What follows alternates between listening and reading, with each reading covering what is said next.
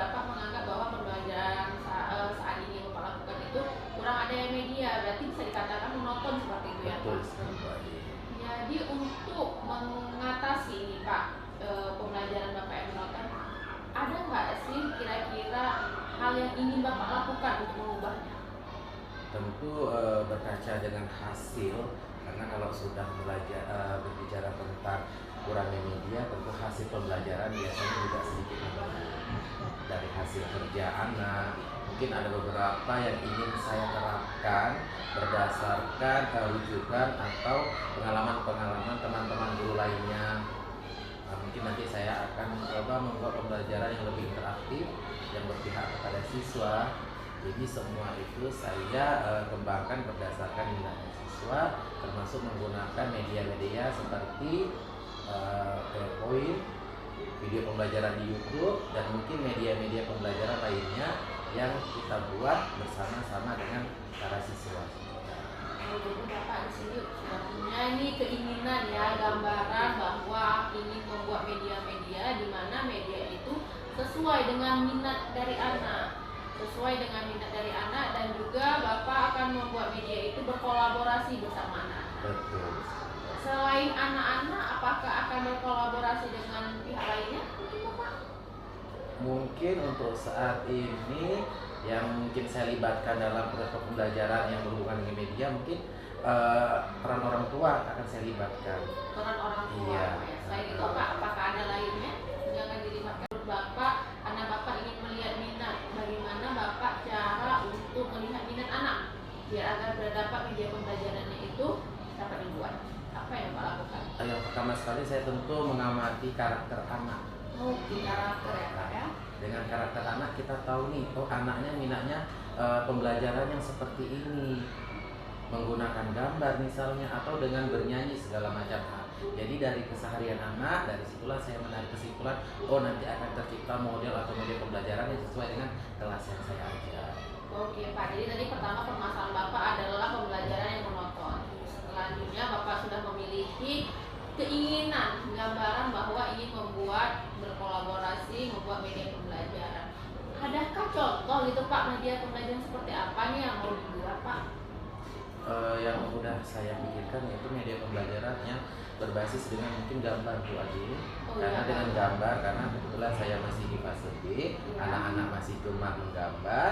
Nah dari media gambar itulah mungkin nanti saya masukkan ilmu atau pembelajaran sesuai dengan materi yang saya ajarkan. Oke, jadi Bapak bisa lihat dari gambar-gambar ya. Apa mungkin gambarnya itu dapat dari mana ya Pak? Mungkin saya nanti merajuk kepada guru-guru senior di sekolah saya, atau nanti saya bisa melihat dari YouTube dan sosmed lainnya.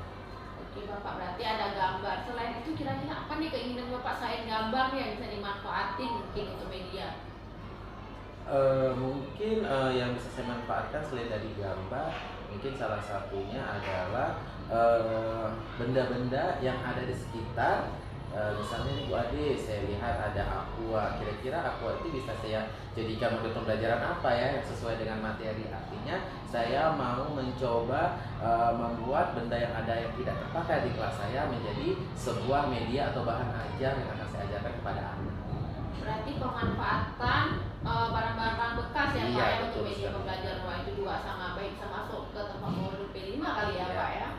Selanjutnya Pak, ini untuk khusus nih observasi nanti kita udah tentuin materinya Pak? Untuk materi mungkin sudah saya tentukan. Ya tentukan Pak ya, berarti sudah ada nih gambaran media apa nih yang mau digunakan. Kira-kira media apa aja nanti apa mau digunakan biar pembelajarannya nggak mau buat sendiri kah atau apa, mungkin videonya udah ada gambarannya. Mungkin untuk dalam waktu dekat mungkin saya masih pakai video pembelajaran yang ada di YouTube. Mungkin kedepannya dengan bantuan guru yang ada di sekolah saya, mungkin saya mencoba membuat video pembelajaran yang memang mungkin hasil karya saya sendiri.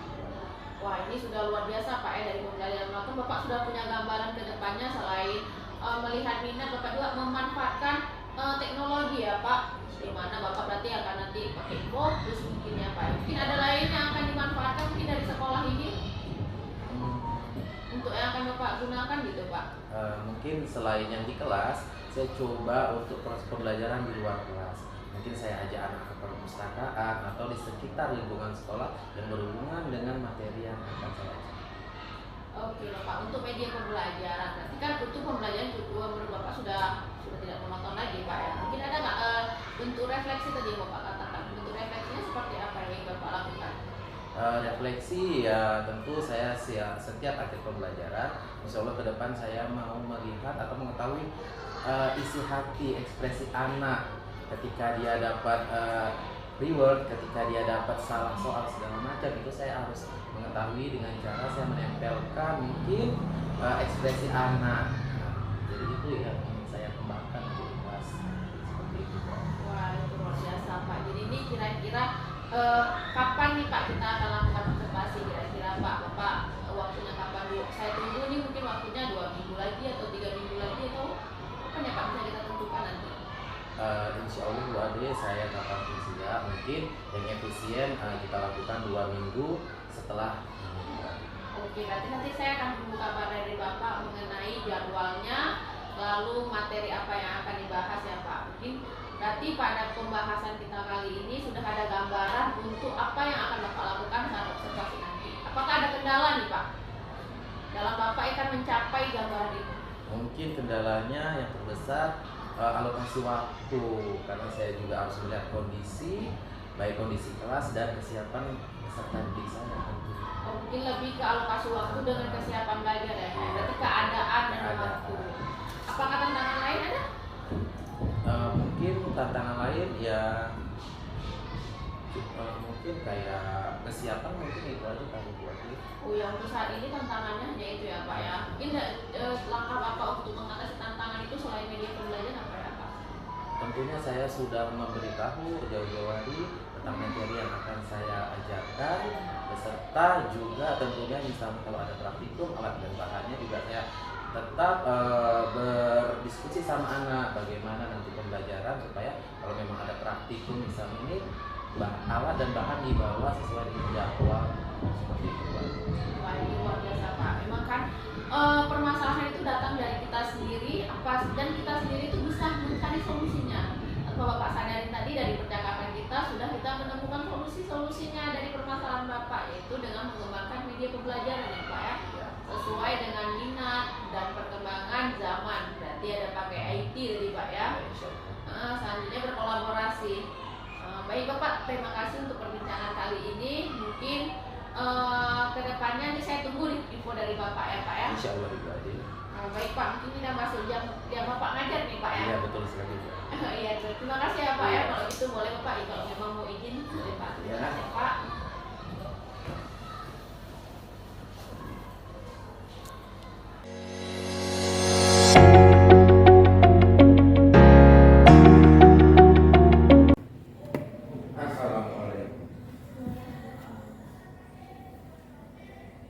Bersiap, beri salam.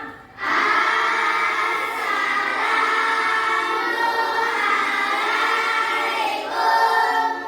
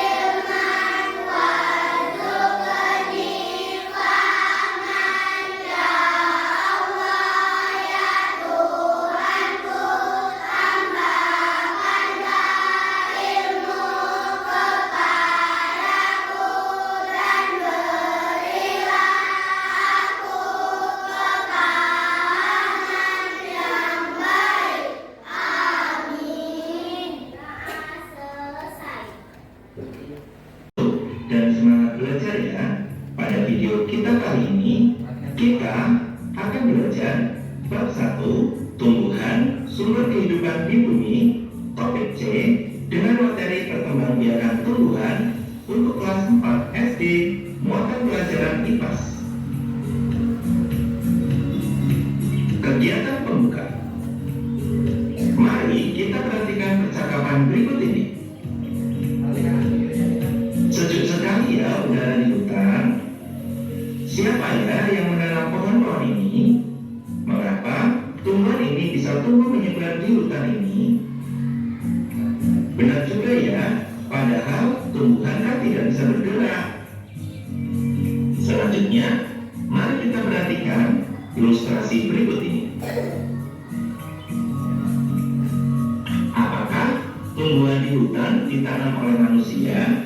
Jika tidak, lalu bagaimana tumbuhan bisa tumbuh tersebar di mana-mana?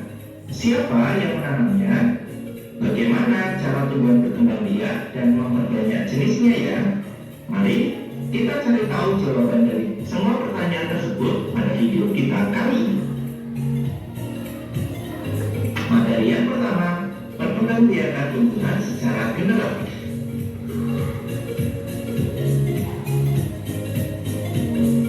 Perkembangbiakan secara generatif adalah perkembangbiakan yang melibatkan induk jantan dan induk betina. Alat perkembangbiakan secara generatif pada tumbuhan adalah bunga. Perkembangbiakan generatif disebut pula dengan perkembangbiakan secara kawin. Mari kita pelajari bagian-bagian bunga dan fungsinya. Bunga memiliki 4 bagian utama, yaitu kelopak, mahkota, putik, dan benang sari. Perhatikan bagian-bagian bunga di bawah ini. 1. Putik sebagai alat kelamin betina. Di dalam putik terdapat sel kelamin betina atau ovum. 2. Benang sari sebagai alat kelamin jantan. Di dalam benang sari terdapat sel kelamin jantan, yaitu serbuk sari. 3. Mahkota berfungsi untuk mempercantik bunga dan menarik perhatian serangga atau manusia dalam penyerbukan. 4. Kelopak berfungsi untuk melindungi bunga ketika masih kuncup. 5. Dasar bunga berfungsi untuk tempat menempelnya bagian-bagian bunga.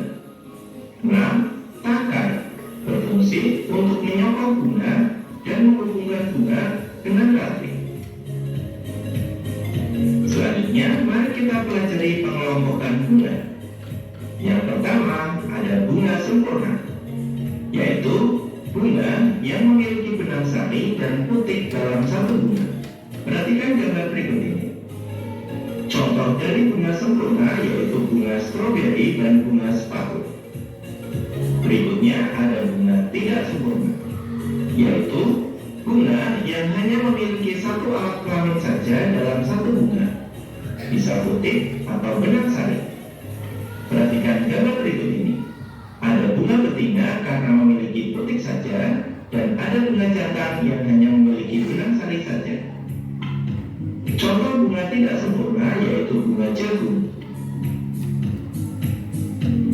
Proses penyerbukan.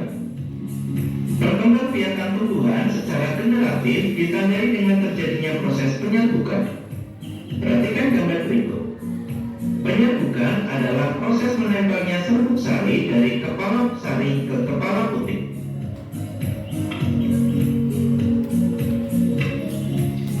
Ada macam-macam perantara penyerbukan, yaitu 1. Zoidiogami, yaitu penyerbukan yang dibantu oleh perantara hewan. Hewannya antara lain lebah, kupu-kupu, kelelawar, siput, dan burung. Ciri bunga yang dibantu oleh hewan antara lain warna mahkota mencolok, berbau khas, memiliki kelenjar nektar, serbuk sarinya lengket, dan kepala putih agak tersembunyi. Yang kedua, anemogami, yaitu penyerbukan yang dibantu oleh perantara angin. Perhatikan gambar. Ciri bunga yang dibantu oleh angin antara lain warna mahkota tidak mencolok, tidak berbau, tidak memiliki kelenjar nektar, serbuk sari ringan dan banyak, dan kepala putik terjulur keluar. Yang ketiga, hidrogen, yaitu penyerbukan yang dibantu oleh perantara air terjadi pada tumbuhan air, misalnya hidrilla dan gangga. Yang keempat, antropogami, yaitu penyerbukan yang dibantu oleh perantara manusia karena sulit mengalami penyerbukan secara alami, misalnya pada salak dan vanili. Selanjutnya, penyebaran biji. Perhatikan percakapan berikut ini. Lihat ya, tumbuhan ini sudah berbuah. Ada juga yang menjadi kacang, berarti tumbuhan ini sudah berkembang biak. Lalu, bagaimana dari buah ini bisa tumbuh menyebar ke tempat lain ya? Sama seperti proses penyerbukan, tumbuhan pun membutuhkan bantuan untuk menyebarkan bijinya. Lalu, apa sajakah yang bisa membantu tumbuhan menyebarkan bijinya? Penyebaran biji dapat terjadi melalui berbagai cara, antara lain dimakan oleh hewan, terbawa oleh tiupan angin, terbawa oleh aliran air, Ayo nak, berdasarkan materi kali ini kita sudah mempelajari semua tentang perkembangbiakan yang terjadi pada tumbuhan. Berikut adalah contoh bunga yang tugas kalian adalah memberi nama pada bagian-bagian bunga. Ayo siapa yang berani maju silakan maju. Ya silakan Mutiara.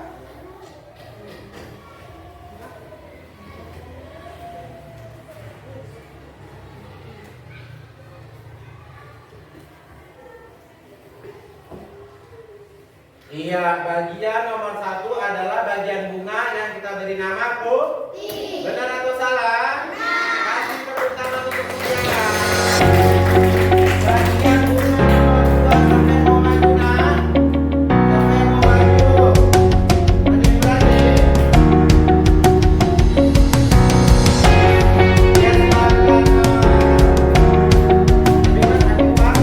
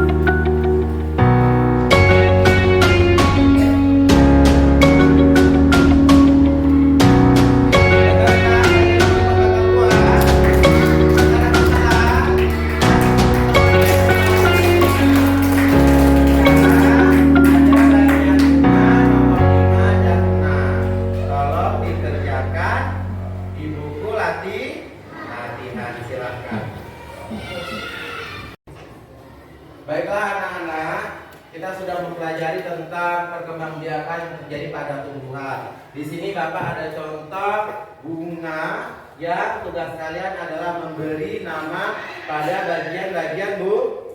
Ayo siapa yang mau maju ke depan untuk memberi nama pada bagian-bagian bunga?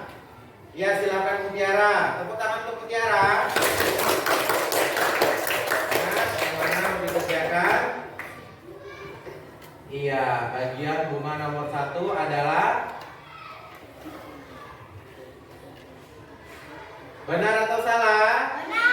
Kasih tepuk tangan untuk Mutiara. Ya. Kasih itu.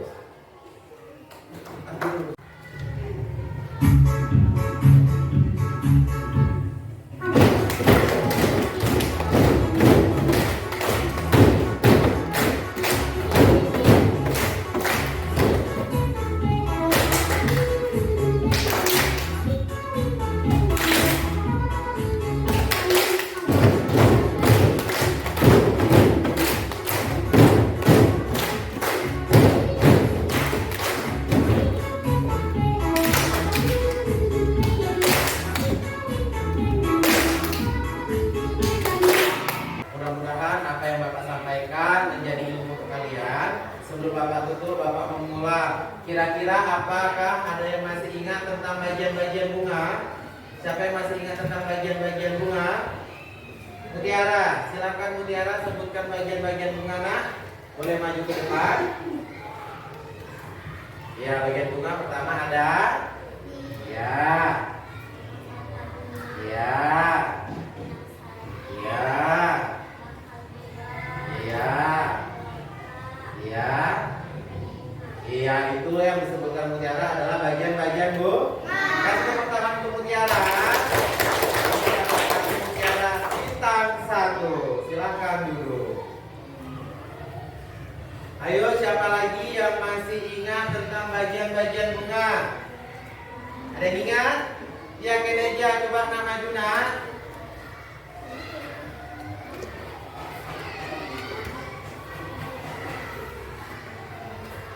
Ya, bagian-bagian bunga apa saja tadi? Ya. Ya.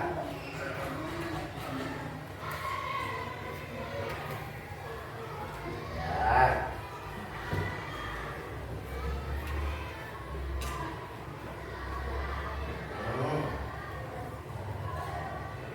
Rumah belajar lagi diingat ya. Jadi ada 6 bagian-bagian Bu. Bunga. Oke, dibintang untuk Keneja. Silakan duduk ke tangan untuk Keneja. Oke, yang lainnya karena tugasnya hampir semua kontenannya 100, ada yang 60, nggak apa-apa. Nanti kita belajar di rumah. Ini Bapak bagikan bintang prestasi. Nah, simpan bintangnya. Baiklah, nah, hari ini kita sudah semua mempelajari tentang bagian-bagian bunga. Kita sudah juga mengerjakan soal. Sekarang Bapak ingin tahu bagaimana perasaan kalian setelah mempelajari tentang bagian-bagian bagian-bagian bunga. Ayo silakan sambil maju ke depan. Bagaimana perasaanmu setelah mempelajari tentang bagian-bagian bunga dan perkembang biakan pada tumbuhan sambil? Senang, sedih, atau marah? Senang, oke, senang, silakan.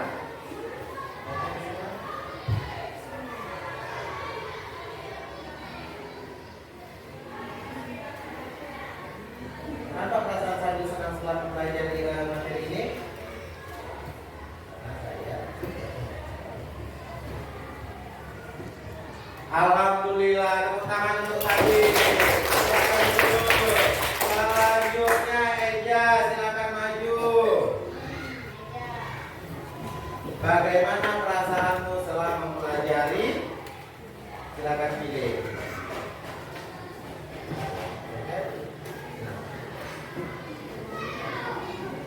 Ya, tepuk tangan untuk Eja. Selanjutnya siapa lagi mau mengekspresikan Keneja? Bagaimana ekspresimu setelah mempelajari materi ini?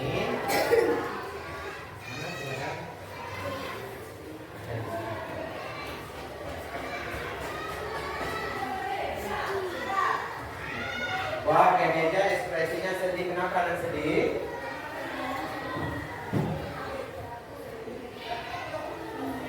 Ya.